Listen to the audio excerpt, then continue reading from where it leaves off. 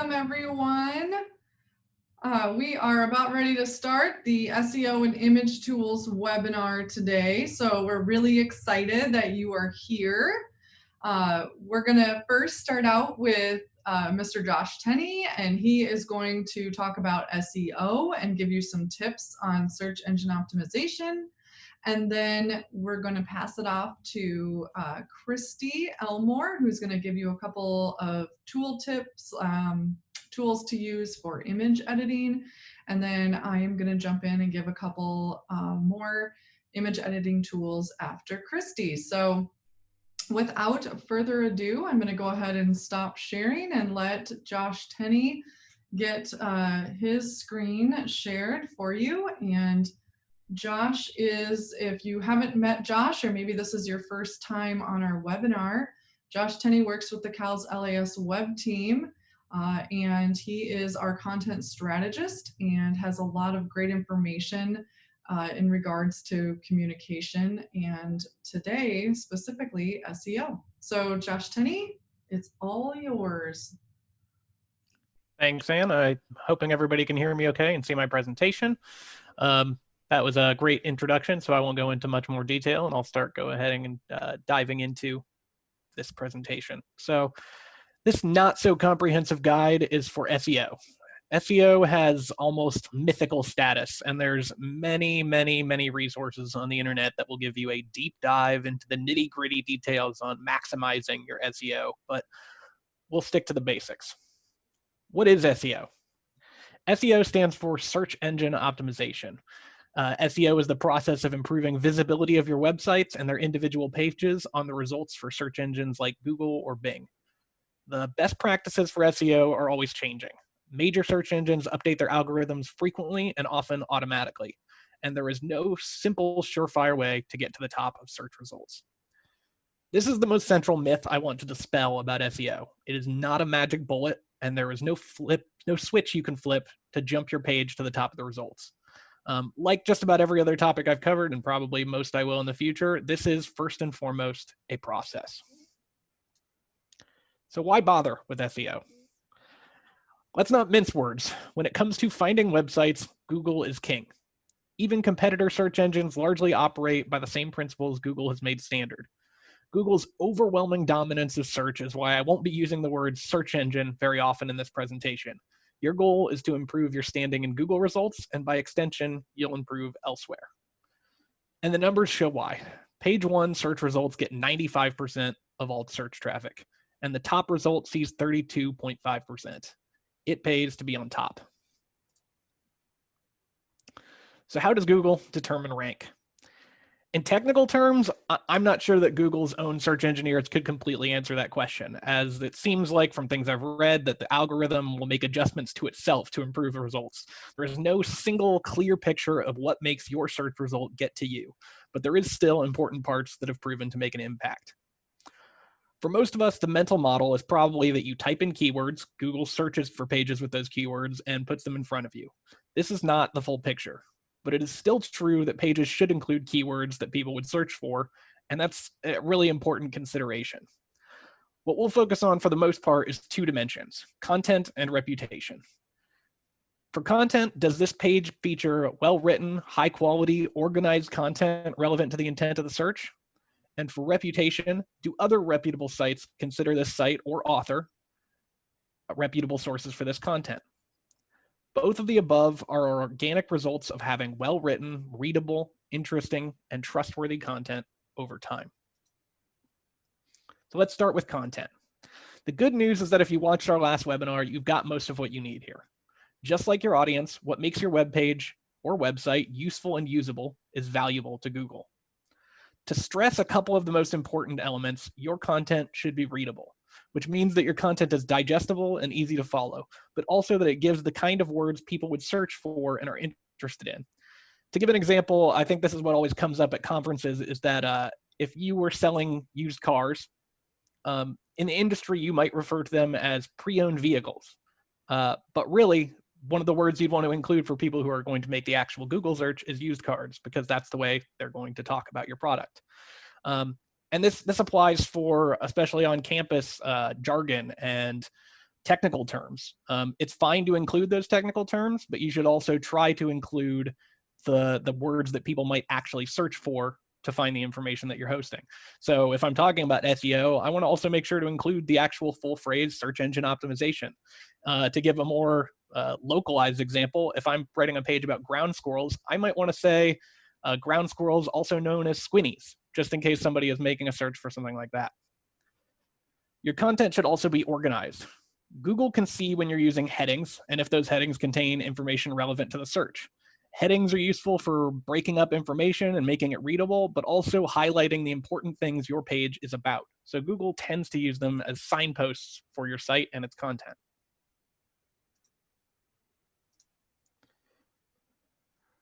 Now let's talk reputation. Google wants to know that you are an authoritative source. It checks this by seeing if other sites it indexes consider you a reputable source. We call these backlinks. What other sites are linking to you? If a major site links to you, whether it's part of a resource or a high-profile piece of content, Google will rank your page more highly. It's not tracking how many people are clicking on those links specifically, but rather just that these links are appearing in the content of sites they index and consider reputable. Generating reputation is challenging. I can't give you an easy way to do this, but try to get your content featured by others.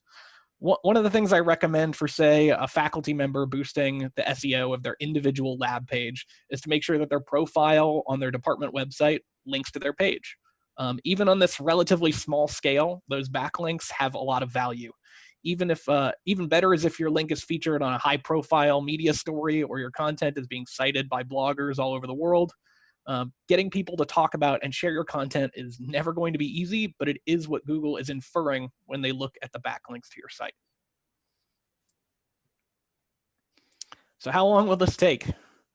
Well, as I mentioned earlier, Google values these two dimensions because they're considered an organic result of good content. Content that is well organized, contains relevant search terms, and is frequently linked by others must be quality relevant content. Even if you're doing it perfectly, this will take time. New sites are obviously at an inherent disadvantage for SEO. They don't have those backlinks.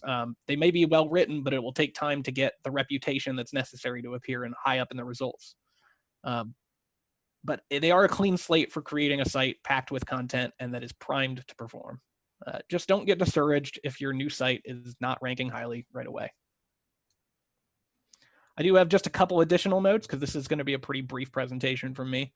I want to talk just a little bit more about keywords. It's important to think about what keywords you expect people to be searching for, which I mentioned before, and to work them into your content organically. It's even better if you can try to put those keyword terms that you expect to have in the title of the content or toward the beginning.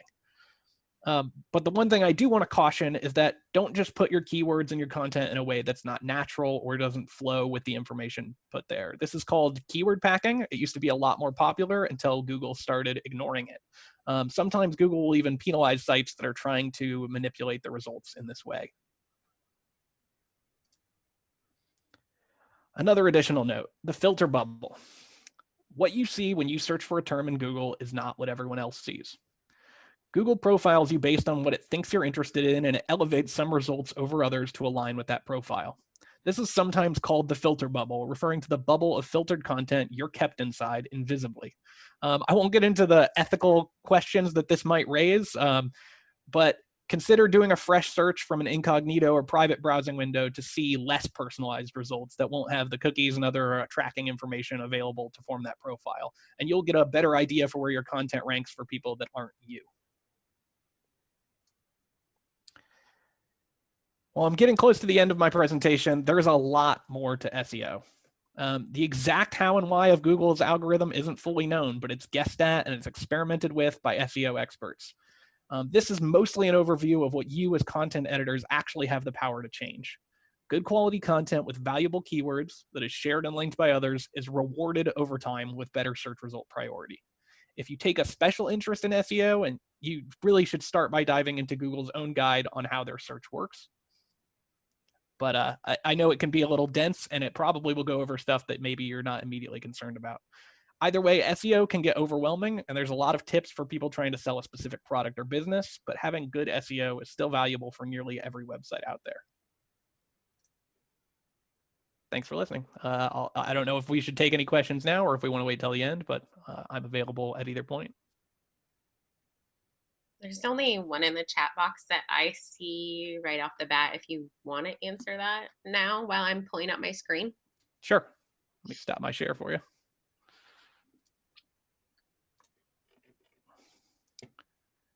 Is there a recommended target reading level? I don't remember if Christy, if you talked about this at all during your presentation.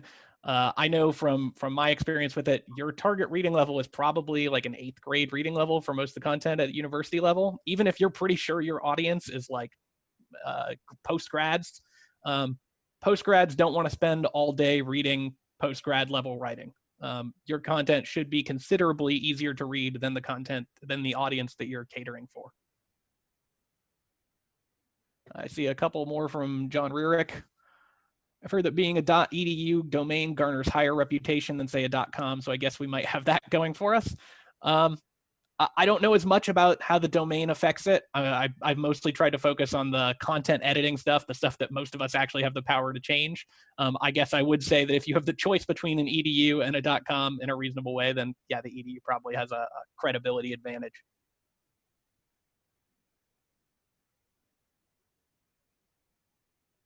I will hand it off to Christy. Okay.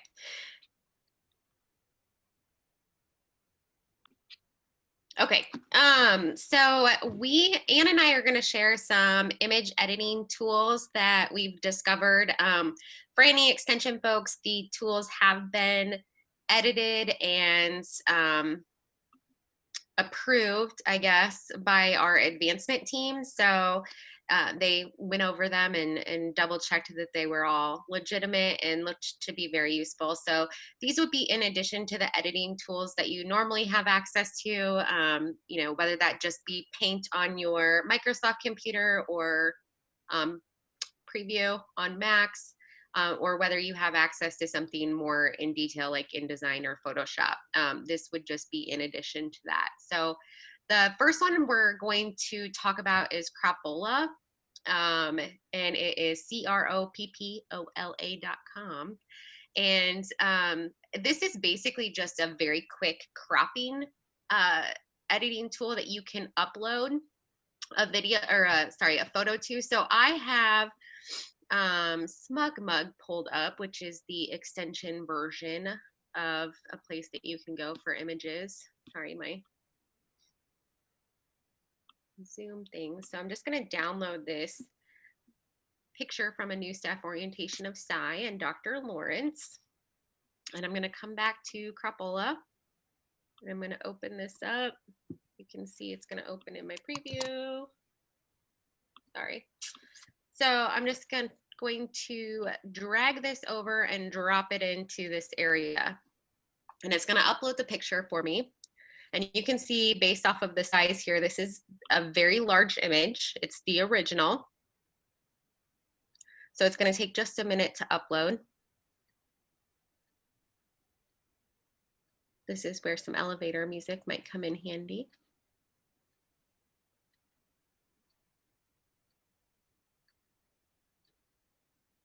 Okay, so it is just choosing a crop aspect ratio here. So you can see it's got some different crop options, and you can actually choose this auto crop feature or a manual feature that lets you pick the different dimensions and where it's going to crop from. You can also drag and drop this crop box into, you know, the spot within the picture that you actually want to use. So I'm going to say this is perfect. This is exactly how I want this cropped. And so I'm just going to download the crop. So if I were to open this image again, you can see that the only thing I have now is this image that I've cropped in just that area. So it's obviously much smaller than it was to begin with. And it's also got like that lovely like square, the square size. So this might work well if you're sharing like a news article, or maybe you just have a super large image with a lot of background space that you want to crop. It's very easy to use. You really don't have to do much in the way of editing using this software. So very, very easy to use.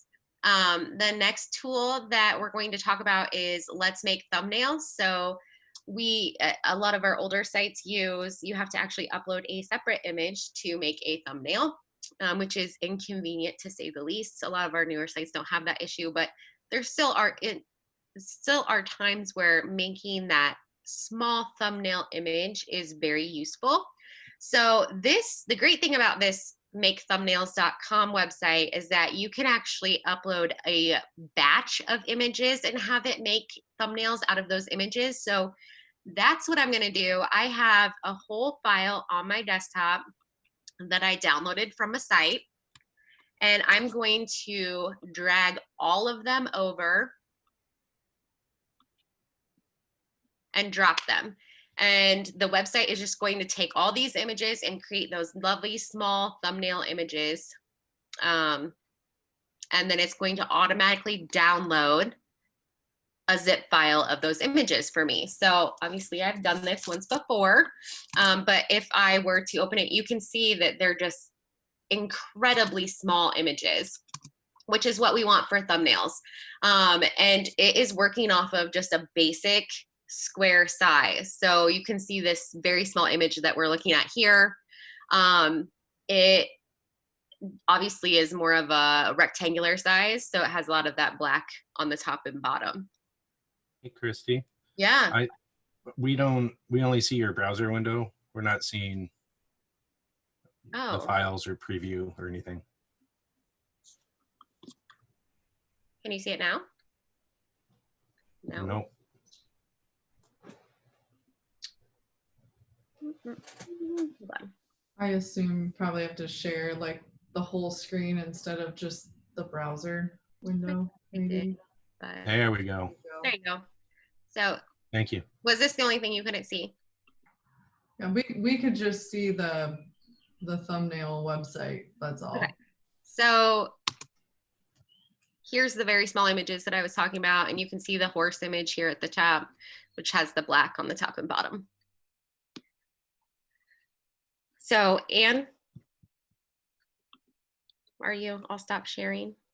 Oh, there are other questions. I can share if you want to answer a couple questions.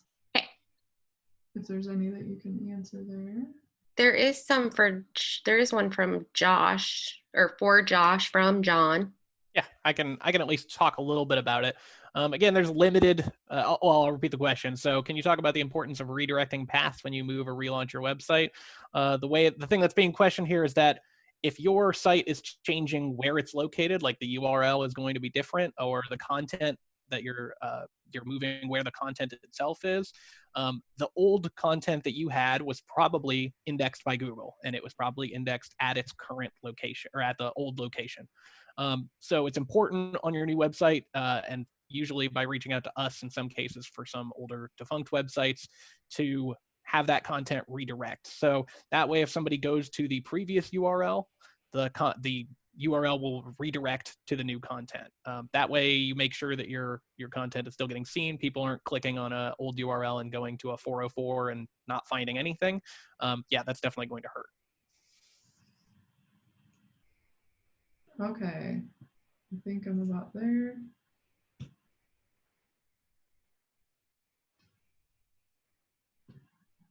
I was just going to share, for some reason, oh my, I'm sorry guys. I'm sorry. For some reason, my little Zoom tools are not showing up and in ways that I expect, so awesome. The first tool that I want to talk about is the remove background tool, and I put the links to the two that I'm going to go over in the chat, but there's the remove.bg website, and this is really super easy. Like, I honestly just figured out how to use this recently here, and it's great. So I'm going to go ahead and upload an image, and I'm going to choose this little hamster guy. And so he's going to upload. He's really cute, but we want to, you know, have his background cut out. And so this isn't too bad. I mean, I don't know how many of us are going to really want to cut out a hamster, but this guy is going to work for us today. So once you've got him cut, or once you've uploaded, it really gets rid of the background immediately. And then you can choose various backgrounds. Now, again, you'd have to want to use some caution, like to decide, you know, really what you want to do. There was one that I was going to show you here. They must change them out. Oh, there. Like this one reminded me of like, oh, there was one that was on a street, reminded me of kind of like a Macy's Day Parade, turned my little hamster into a balloon. But essentially, you can pick various backgrounds to use. This might be helpful, like if you're looking at making something fun for Instagram potentially, or you're trying to draw attention for some reason. This could be something to use. Once you pick the background, you can just go ahead and download the image, and you essentially can save the image file wherever you would like, and you now have that image. I did one earlier with this background, and you can see that out of the way. You can see that you get the download. So not bad. I went ahead and threw in, you know, I'm like, well, that's cool. This worked pretty well for the hamster, but how is this going to work if I wanted to put in like an ISU image? So for example, we'll upload this image, which is some people meeting, and it didn't quite capture, you know, a cutout necessarily that I would have wanted, but who knows, maybe you could utilize a part of this, you know, this person may be looking into or at something neat that you're trying to put together. So I think that's about it for that tool, but it could be useful for you depending on what you're doing. The next tool, I think you pronounce this Swoosh. So the Swoosh tool is SQUOOSH.app. And for this tool, you can drag and drop an image. I've got several. Let's just see here. I've got some example files, and I'll throw an example file in there. Let's go with a puppy. So I'm going to put this little puppy in here, and let's say that you needed to resize this. Oftentimes that's what we need to do. Like we want to resize an image to fit in a certain space. So I'm going to go ahead and change this to a smaller size. And if I want to, you know, move this around, you can kind of see the pixelization change. So that's kind of neat. So if you move this around, you can tell that, let's look at his nose. You can tell that his little nose is actually more pixelated on the right when we make that image smaller, and then it's clearer on the left, you know, so you can actually tell the difference. You don't have to maintain the aspect ratio, so you could also choose to contain the image like within a certain space. So if you needed, let's see, 200, oops, by 200 height, now it's placing the image inside of that container and does a pretty good job of cropping that. And so from that point, you can download it. You see here it says 95% smaller, and it tells you the size of the image, 5.36 kilobytes. Whereas over here, it's the original size of the image, and it's 114. And then you can go ahead and download the image, and now you've got the square puppy at the 200 by 200. So earlier today, I was meeting with someone who needed to have an image at, I think, 600 by 350. So I'll go ahead and put that in. This is like a thumbnail size, so that image fits within that size, and then you can download it as well, and that's 86% smaller. I mean, that's pretty fast just to get a thumbnail or something that you need done quickly, and to be able to visually see the difference in pixelization. So that's all I have for those tools. And so with that, I will stop share and we will open this up for questions. If anybody has a question that they would like to ask. It looks like there was a question about whether these apps are free or you have to register for them. Yep, and Christy answered that, Christy answered that they are all free online, and they're available to you just through your browser. So are there any other questions for today? While we're thinking about that, I'll go ahead and share my screen again real quick. We have posted the previous webinars. You can find them at, I'm sure Christy might post them also somewhere in Extension, and that's great. We've got them on cals.las.iastate.edu/webinars. So you can go ahead and see them. So, and Christy says they'll be on my extension pretty soon. So you'll be able to see them there as well. And this is the latest one. We'll try and get the one, this one currently up there right away, a little bit faster than I was able to get the last ones up, so that you'll be able to see them. And then below, I've just made the rest of them a little smaller, but you can kind of see the recent ones. If you view the full list of webinars, that's going to take you to our YouTube channel, and it's going to actually take you to the Web Editor Webinars playlist. So you'll be able to view all of the webinars that are specific to the playlist. We did, as you can see, divide the first webinar we did into 3 different smaller sections, because I think they were each about 15-20 minutes. And so those 3 are available so that you can kind of, you know, view them in more of a good chunk, reasonable chunk of time. And then this one, the tips for managing website content. If you weren't here for that last week, I really recommend watching this, or maybe just putting it in with your headphones while you're working on something that would allow you to do that, because this one is really good also to hear tips from web editors going through things just like you. So other than that, yeah, do we have anything else? Any other questions? Don't be shy, it's okay. We're happy to help answer any questions. That's what these are for. All right. If there aren't, we will go ahead and end for today. Thank you so much for being here, and we look forward to seeing you next time.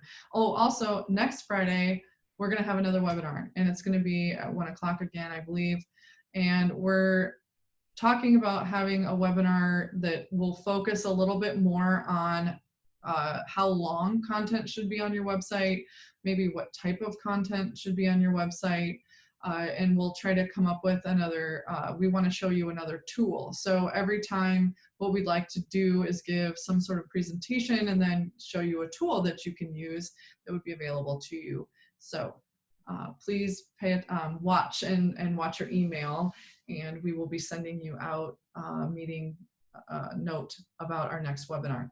If you are not on a webinar list and you would like to be, please go ahead and let us know that.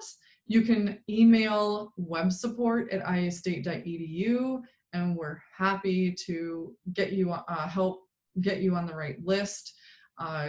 If there's another, you know, and I think that's probably the best, Christy. I don't know if there's another email that, there you go, Extension Web. So if you are part of Extension, please email extensionweb@iastate.edu to get on the mailing list.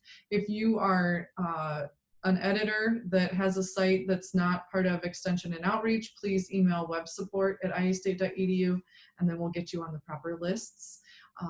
So thank you so much, and I hope you have a great rest of the day and a really nice weekend. Happy May Day. See you later. Thank you.